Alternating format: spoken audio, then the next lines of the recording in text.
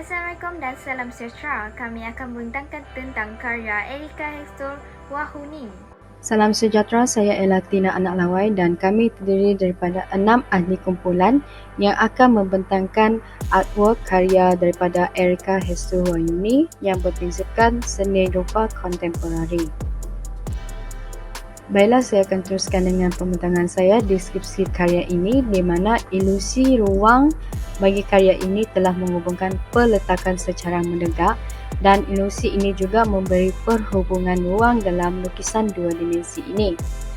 Dengan itu, perhubungan ruang dengan perspektif dalam karya dua dimensi ini adalah memberi kedudukannya berpandukan perspektif linear di mana penggunaan garisan selari ini bagi memperlihatkan garis itu kelihatan sebagai titik lenyap. Contohnya, seperti karya Erika tadi, ianya memiliki garisan selari bagi menjelaskan perspektif ruang dalam lukisan tersebut.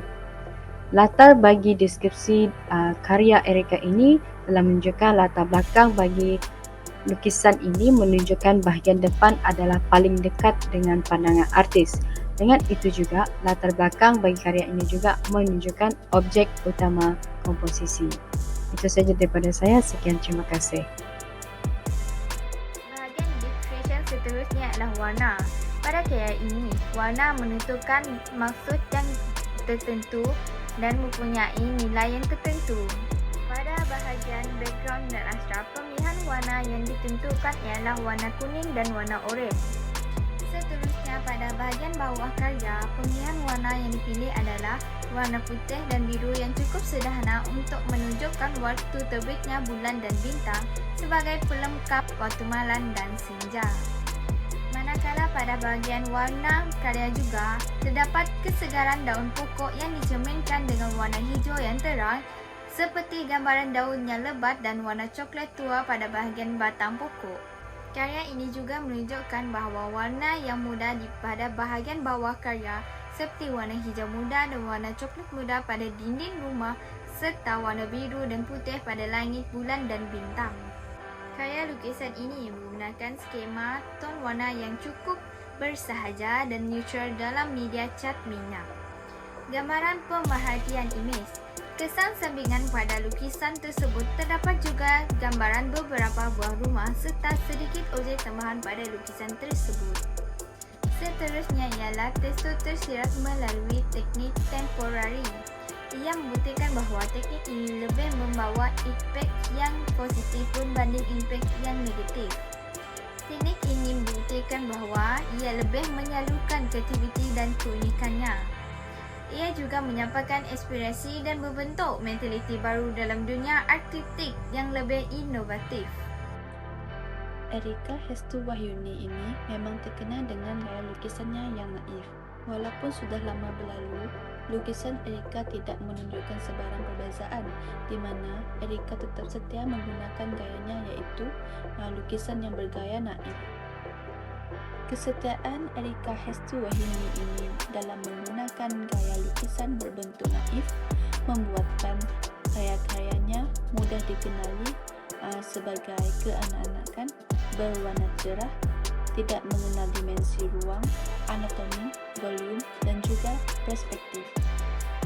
Selain itu, Erika Hector Wahuni sering menjadikan pelbagai fenomena seperti mimpi, imajinasi dan juga pelbagai kota yang pernah dia kunjungi sebagai sumber inspirasi di dalam karyanya.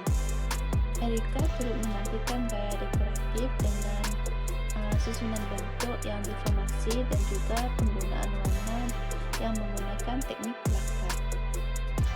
Lukisan ini disertakan dengan latar belakang yang berunsurkan objek alam semula jadi dan objek yang bersesuaian dengannya untuk menghasilkan suasana lukisan yang lebih seimbang seperti bahagian objek dan gambar untuk memudahkan penyampaian mesej dan lukisan tersebut. Erika juga menggunakan teknik pembahagian ruang melalui perspektif di bawah, tengah dan atas. Hal ini demikian untuk memaparkan objek yang dengan fokus. hal ini dapat menyumbang ke arah perkembangan seni rupa secara umumnya dan sebagai proses kesenian peribadi. Seterusnya, lukisan Erika turut menampilkan subjek berbentuk pepejal dan dibentangkan dalam satu kanvas penuh. Subjek yang ditunjukkan di dalam kanvas itu mempunyai cerita sendiri dalam bentuk adegan dengan visual yang berpecah belah. Walaupun lukisan yang divisualisasikan kelihatan berpecah belah, namun cerita yang disampaikan dalam lukisan itu tetap dapat dilihat dan disampaikan dalam satu kanvas. Untuk interpretasi A. Mengkaji kualiti ekspresif seniman. Karya ini bertemakan kereta kuda yang berasal dari Yogyakarta, Indonesia. Karya ini juga menunjukkan ekspresi yang sederhana dan pengalaman personaliti sahaja. Karya ini juga lebih cenderung seperti lukisan kanak-kanak tetapi lebih kepada lukisan kanak-kanak yang rumit. Ia mempunyai naratif yang unik yang menceritakan tentang pandangannya terhadap dunia. B. Mengkaji makna yang disampaikan oleh karya. Untuk makna tersurat, dalam karya ini terdapat sebuah kereta kuda yang dikendalikan oleh seorang figura lelaki yang kelihatan seperti orang Jawa di Indonesia. Karya ini juga mempunyai figura perempuan yang memakai baju kebaya yang sedang duduk di dalam kereta kuda tersebut, seperti ingin berkunjung ke tempat lain. Terlihat juga beberapa barang kepunyaan figura perempuan di atas andong tersebut. Andong tersebut kelihatan seperti sedang berhenti di tepi pokok yang rindang. Dalam karya tersebut, kelihatan kuda yang membawa andong yang sedang menikmati makanan yang disediakan di dalam baldi. Terlihat juga rumah dan menara yang dikelilingi oleh bintang-bintang serta bulan. Di bahagian bawah karya tersebut, terdapat sebuah istana yang dikelilingi oleh bulan dan bintang serta bukit bukau. Untuk makna tersirat pula, bagi karya ini, kenderaan andong merupakan kenderaan yang amat popular dalam kalangan masyarakat di Yogyakarta, Indonesia. Andong melambangkan kemewahan kerana hanya keluarga bangsawan yang menaiki andong tersebut.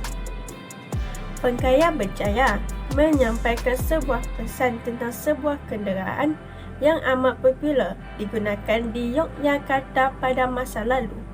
Namun, kini masyarakat Yogyakarta masih menggunakan kenderaan ini, iaitu andong, sebagai daya tarikan untuk para pelancong. Untuk bahagian C, iaitu merujuk kepada penyataan perasaan, karya Erika Hestu Wahyuni ini biasanya ekspresi sederhana dari dirinya dan mencerminkan pengalaman dan kepentingan.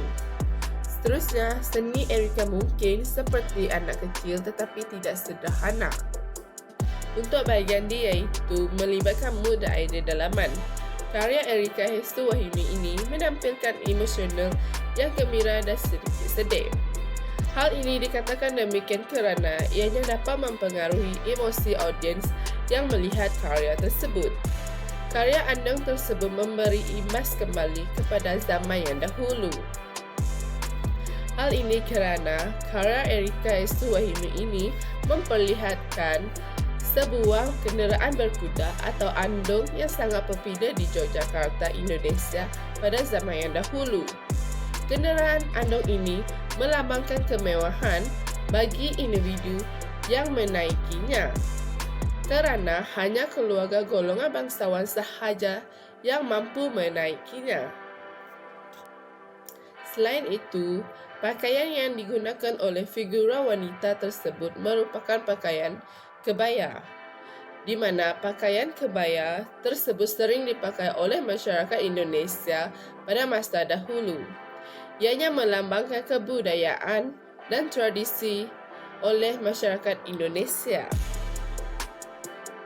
Untuk bahagian E, iaitu penyataan perasaan yang digunakan untuk menterjemahkan maksud dan makna karya seni.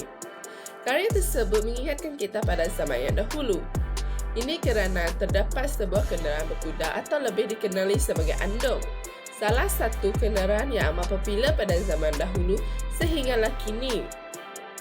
Kenderaan andong ini salah satu kenderaan yang sangat popular dan ianya merupakan atau melambangkan kemewahan kerana hanya keluarga bangsawan sahaja yang mampu menaikinya.